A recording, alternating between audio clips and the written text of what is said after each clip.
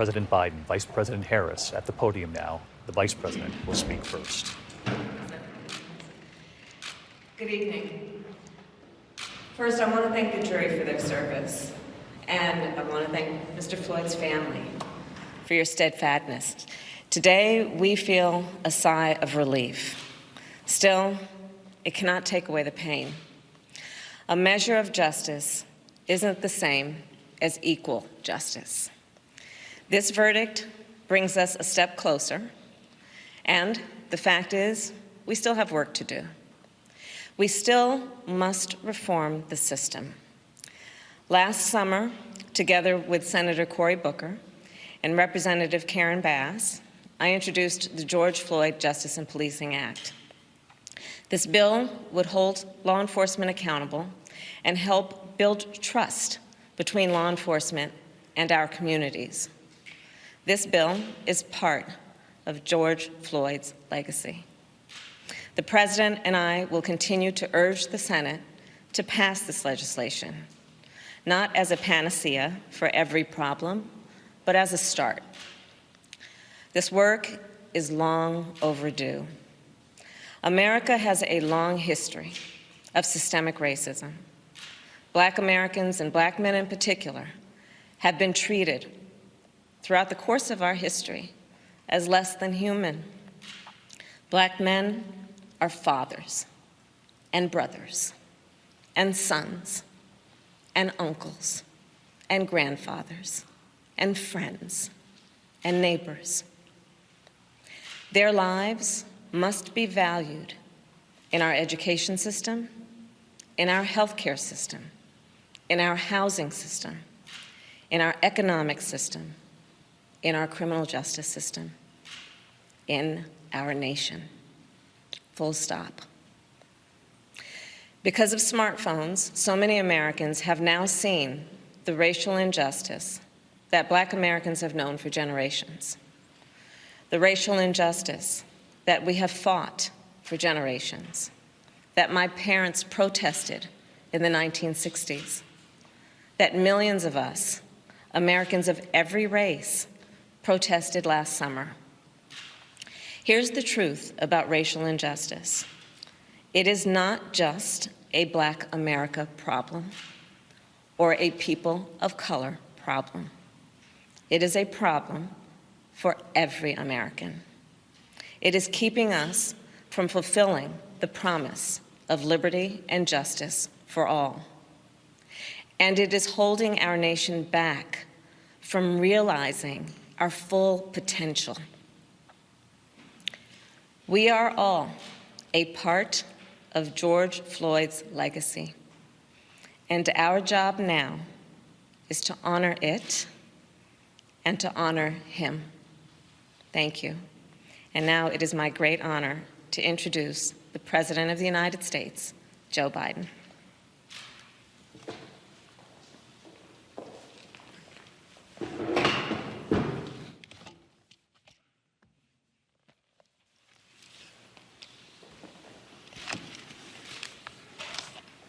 Today,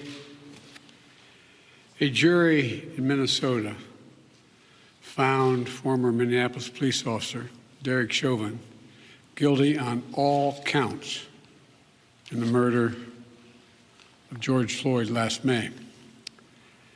It was a murder in the full light of day, and it ripped the blinders off for the whole world to see the systemic racism the Vice President just referred to. The systemic racism is a stain on our nation's soul. The knee on the neck of justice for Black Americans. Profound fear and trauma.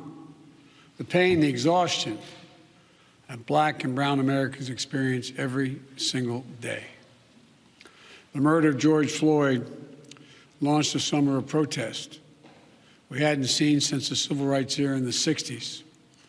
Protests that unified people of every race and generation in peace and with purpose to say enough, enough, enough of this senseless killings. Today's verdict is a step forward. I just spoke with the governor of Minnesota, who thanked me for the close work with his team. I also spoke with George Floyd's family again. A remarkable family of extraordinary courage. Nothing can ever bring their brother, their father back. But this can be a giant step forward in the march toward justice in America. Let's also be clear that such a verdict is also much too rare. For so many people, it seems like it took a unique and extraordinary convergence of factors. A brave young woman with a smartphone camera, a crowd that was traumatized witnesses, a murder that lasts almost 10 minutes in broad daylight for ultimately the whole world to see. Officers standing up and testifying against a fellow officer instead of just closing ranks, which should be commended. A jury who heard the evidence, carried out their civic duty in the midst of an extraordinary moment, under extraordinary pressure.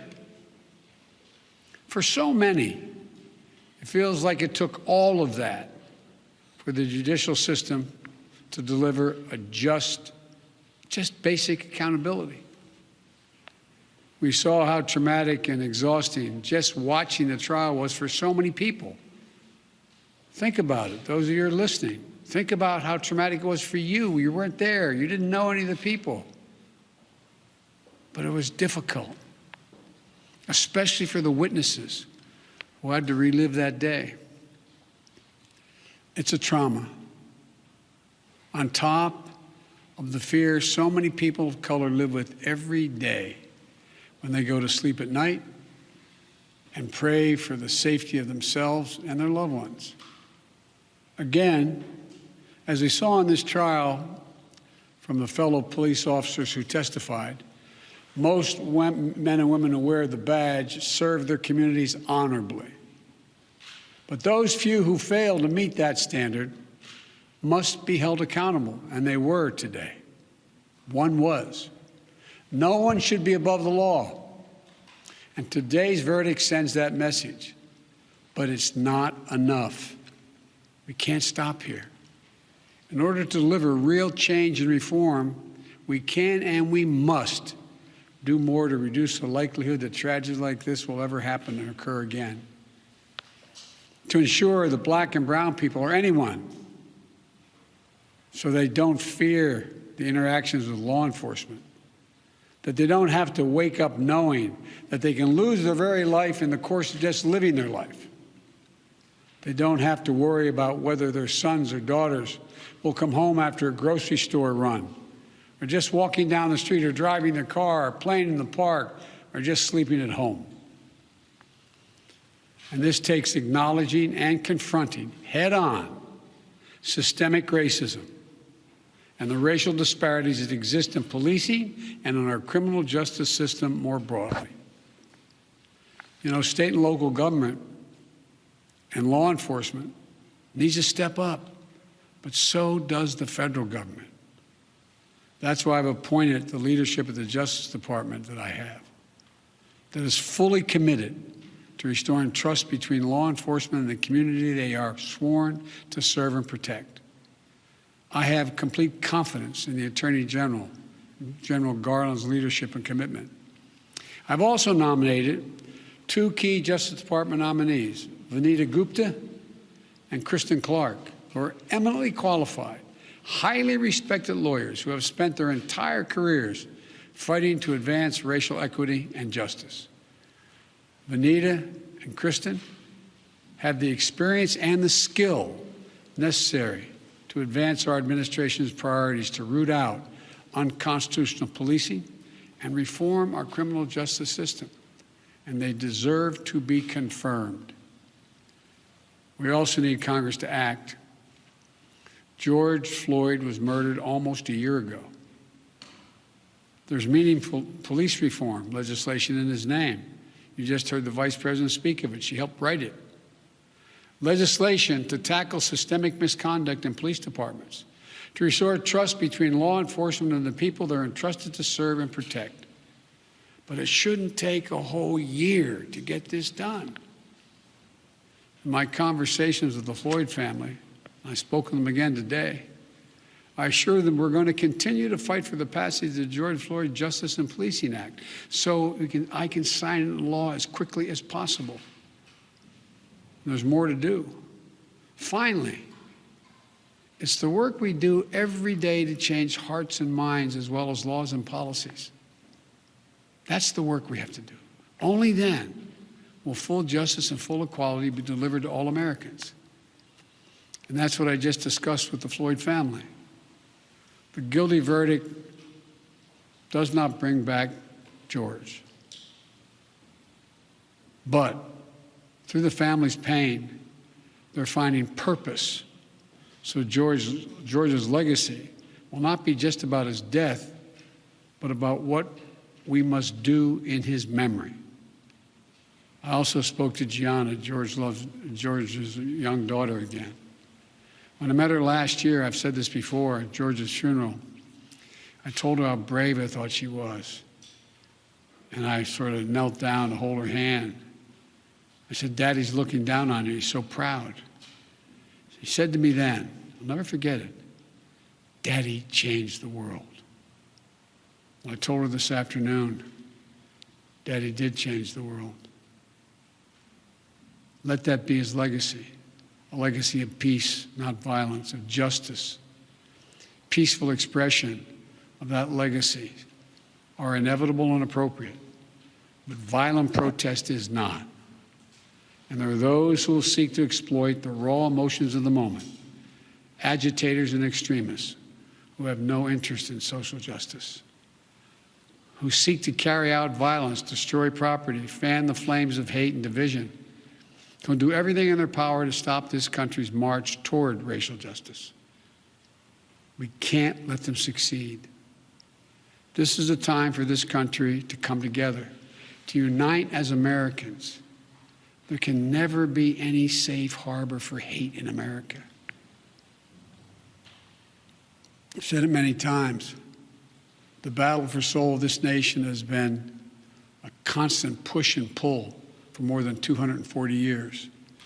A tug of war between the American ideal that we're all created equal and the harsh reality that racism has long torn us apart. At our best, the American ideal wins out. So we can't leave this moment or look away thinking our work is done. We have to look at it, we have to look as we did for those 9 minutes and 29 seconds. We have to listen. I can't breathe. I can't breathe. Those are George Floyd's last words. We can't let those words die with him. We have to keep hearing those words. We must not turn away. We can't turn away. We have a chance to begin to change the trajectory in this country. It's my hope and prayer that we live up to the legacy. May God bless you, but may God bless George Floyd and his family. Thank you for taking the time to be here. This can be a moment of significant change. Thank you.